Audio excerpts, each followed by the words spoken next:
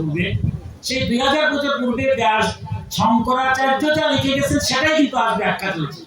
সেই শঙ্করাচার্যের একটা ঘটনা বলে আমার বক্তব্য শেষ করে নেব।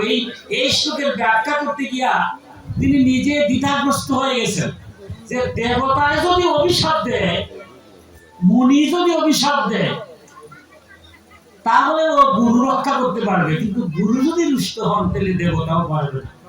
বহু চেষ্টা করেছেন এটার ব্যাখ্যা করতে, কিন্তু তিনি ব্যাখ্যা করতে গিয়ে অনেক ভ্রান্তি, মানে মনের মধ্যে একটা ভ্রান্তি হয়ে গেছে যে কিভাবে তিনি ব্যাখ্যা করবেন।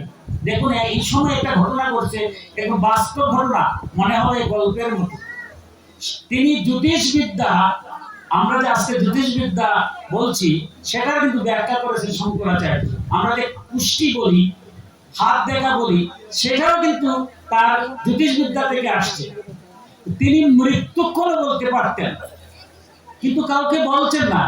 তার একজন ঘনিষ্ঠ ভক্ত একদিন শঙ্করাচার্যের কাছে গিয়ে প্রণাম করে বলছে যে প্রভু আমাকে বলেন, আপনি তো জ্যোতিষবিদ্যা শিখছেন, আপনার মতো জ্ঞানী আর কেউ নাই, তাই সেই জ্যোতিষবিদ্যা দিয়া বলেন আমি কখন মারা যাব।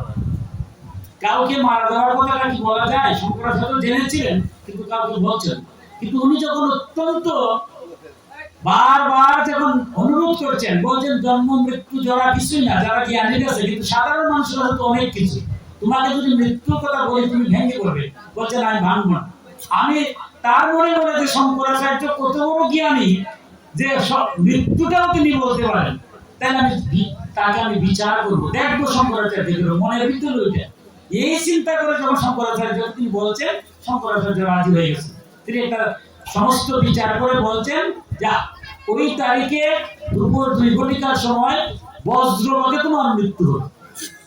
যেমনে না উনি শুনছেন মৃত্যুর কথা, আমরা যদিও জানি 1 সেকেন্ডেই মারা যাবো, তারপরে মৃত্যুর কোন জানি না দেখি তো মায়ার সংসারে আছি।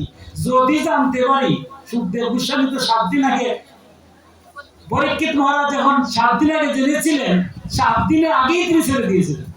জানছেন না মৃত্যু সংবাদ? উনি যেমনি যত কথাই বলছেন, উনি তো পরীক্ষার জন্য গিয়েছিলেন, কিন্তু এখন বলছেন সব বড় শঙ্করাচার্য, যাকে ভগবান বলে দেওয়া হয়েছে সনাতন ধর্মে, ভগবান শঙ্করাচার্য। কারণ বেদের ব্যাখ্যাগুলো, টিকা টিপ্পণীগুলো যদি না আসতেন তাহলে আমাদের মহাবিপদ হয়ে যেত। তাই তিনি সেই কথা শোনার পরে তার খাওয়া দাওয়া সব বন্ধ, কাউকে কিছু বলছেন না। এমন সময় সেই যে গুরু গীতার সেই তত্ত্ব কথাটা জেনেছেন যে মৃত্যু মহাকাল যদি আসে তবুও গুরু রক্ষা করতে পারে, তাহলে তো আমার একটা উপায় আছে। উনি চলে গেছেন গুরুর বাড়িতে, গিয়া গুরুকে সব বলছেন যে আমার তো মৃত্যু অবধারিত। কে বলছে? শঙ্করাচার্য। গুরুদেব শুনে বলছেন সব বনা। শঙ্করাচার্য বলছেন অবধারিত মৃত্যু হবে। কারণ আমি কি করতে পারি যে গুরু গীতায় তো লেখা আছে, এটা তো আজকের কথা নয়, দেওয়ালিতে মহাদেব বলছেন আপনি তো আমার রক্ষা করতে পারেন, আমার রক্ষা করুন। গুরুদেব তো মহাবিপদে বলছেন যে দেখো, গুরুদেব তো ঈশ্বরের আরাধনা করেন, আপনাকে যে দীক্ষায় দীক্ষিত হয়েছেন উনিও তো সেই ঈশ্বরকে ডাকছেন, কিন্তু উনি তখন বলছেন যে সব বড় মৃত্যু যা হয়ে যাবে তাকে কি রক্ষা করা আমার সম্ভব। কিন্তু ভক্তের কথা চিন্তা করে আমার তো কোনো ক্ষমতা নাই, ক্ষমতা তো পরমেশ্বর। তাই তিনি বলছেন ঠিক আছে রে বাবা, কাউকে তো মারা যাবে, একটু শান্তি দে। কাউকে দেখে আমি আমার ইষ্টদেবকে আমি যতটুকু আরাধনা করি, উনি যা করেন। তিনি ইষ্টদেবের পূজা শুরু করছেন। সকালবেলা সংকল্প করেছেন। কি সংকল্প? যে দেখো ইষ্টদেব, আজ আমার গুরুর শিষ্যের পরীক্ষা, সে আমার কাছে আসছে, আমার রক্ষা করার তো কোনো ক্ষমতা নাই, তুমি সব কিছু। তবে কারো যদি মৃত্যু অবধারিত হয় তার তো রক্ষা করার মতো ক্ষমতা আমার নাই, তোমার কোন লাগে আমি বুঝি। ঠিক আছে, যদি তার মৃত্যু আজকে লিখেই থাকে 2টার সময় বজ্রপাতে, একটা কাজ করো, তার জীবনটা দিয়ে দাও, মুক্তি দিয়ে আমার জীবনটা তুমি নিয়ে যাও। প্রয়োজন হলে ওই তুমি কৃপা করে তাকে রক্ষা করো, আর না হয় তার মৃত্যুর পরিবর্তে আমার মৃত্যু তুমি গ্রহণ করো। আমরা যে সংকল্প করি এটা সাধারণ জিনিস নয়। প্রত্যেকটা সংকল্প বাক্যের মধ্যে ভগবানকে বলা হয়। মন্ত্রের বাংলা যদি করেন কি মধুর দেখবেন। কঠিন সংকল্প। পূজা আরম্ভ হয়েছে, 2টার সময় মারা যাবে, 1:30 যখন হয়েছে দেখা গেল সারা একদম কালো মেঘ করে ঠাটা পড়তেছে। যখন ঠাটা পড়া শুরু হয়েছে ওই ব্যক্তি তো একদম শেষ, মৃত্যু তো আবার অবধারিত। কিন্তু তার ভক্তি সেইটুকু জানে যে গুরু রক্ষা করতে পারবে, কিন্তু আবার মনে মনে হচ্ছে সর্বনাশ, শঙ্করাচার্য বলছেন এটাও তো অনুভব, এটাও সত্য আবার এটাও সত্য, কোনটা সত্য ভাববো। তাই সে গুরুদেব যখন দেখছেন যে ঠাটা পড়তেছে, এমনকি ঘরের মধ্যে পড়তেছে, তিনি ইষ্টকে এমন ভাবে নিজের হৃদয়ের মধ্যে আনছেন তিনি তন্দ্রাচ্ছন্ন হয়ে গেছেন, তিনি আর কিছু বলতে পারছেন না। ইষ্টদেবের সাথে তিনি একাত্ম হয়ে গেছেন। যখন মানুষ একাত্ম হয়ে যায় তখন আর এই দেহ থাকে না, দেহটা পড়ে যায়। তাই তিনি কি করছেন, তিনি আসন করা ছিলেন, পদ্ম আসনে বসা, তিনি হেলান দিয়ে পড়ে গেছেন, কারণ ইষ্টের সাথে তিনি একদম একাত্ম হয়ে গেছেন। আর শিষ্য মনে করছে যে হায় রে শেষ, বুঝছি গুরুর দ্বারা তো রক্ষা হবে না, ওখান গুরুই বলে আমার কথা চিন্তা করতে করতে গুরুই দেহত্যাগ করছেন। যাই হোক, আমার মৃত্যু তো আর রক্ষা হবে না, গুরু মনে আর নাই, গুরু যেহেতু করে গেছেন আসন থেকে, তাই গুরুর চরণের মধ্যে সে ধরে গুরুর নামই জপ করছে। যাও তুমি যেদিকে যাও আমি এদিকে যাই, মৃত্যু তো ওঠার। ঠিক 2টা যখন পার হয়ে গেল, এরপরেই দেখা যায় হঠাৎ করে তার ধ্যান ভাঙছে, ঘুম ভাঙছে মনে হয়েছে, দেখে যে না গুরুদেব উঠছেন, এখন আর বৃষ্টি বাদল নেই, বাইরে অনেক মানুষ দাঁড়িয়ে আছে। সে বলতেছে কি আমি তো বেঁচে গেলাম বলে সে দৌড় দিয়েছে। কোথায় দৌড় দিচ্ছে? অর্থাৎ শঙ্করাচার্যকে মিথ্যা প্রমাণিত করবে। যে শঙ্করাচার্য তৎকালীন সময় তার একটা কথা, গুরু বাক্য যাকে ভগবান উপাধি দিয়েছিলেন, যে তুমি বলছিলা যে আজকে আমার মৃত্যু হবে, তোমার মৃত্যু হয় নাই। সে যখন দৌড় দিচ্ছে, সাথে সাথে গুরুদেব তার পিছনে পিছনে যাচ্ছেন, দৌড়তে শঙ্করাচার্যের বাড়িতে উপস্থিত। শঙ্করাচার্য তাকে দেখে তো অস্তিত্ব তো মারা যাওয়ার কথা, তুমি মারা গেলে না কেন?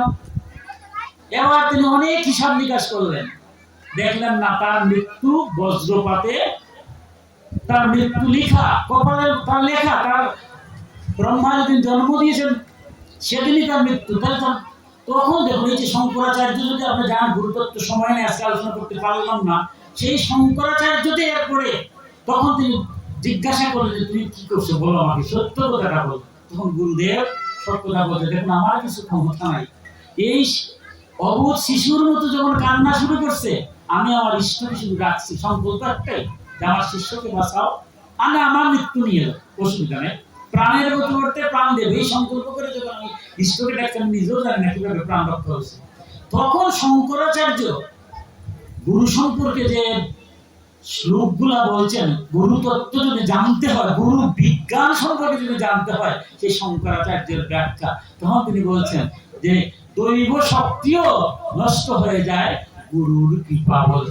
এবং সেখান থেকে আমরা শঙ্করাচার্য, আমাদের পূজা পার্বণ যজ্ঞ অনুষ্ঠান যা কিছু করি ভগবান শঙ্করাচার্যের বিধানে যাই করি, এই শঙ্করাচার্য কিন্তু বিধান দিয়েছেন যে যত পূজা করবেন সর্বপ্রথমে গুরুর পূজা করবেন। কারণ ভগবান তো গীতায় বলছেন যে মন্ত্র যদি সঠিকভাবে না হয় তাহলে কি পূজা হয়?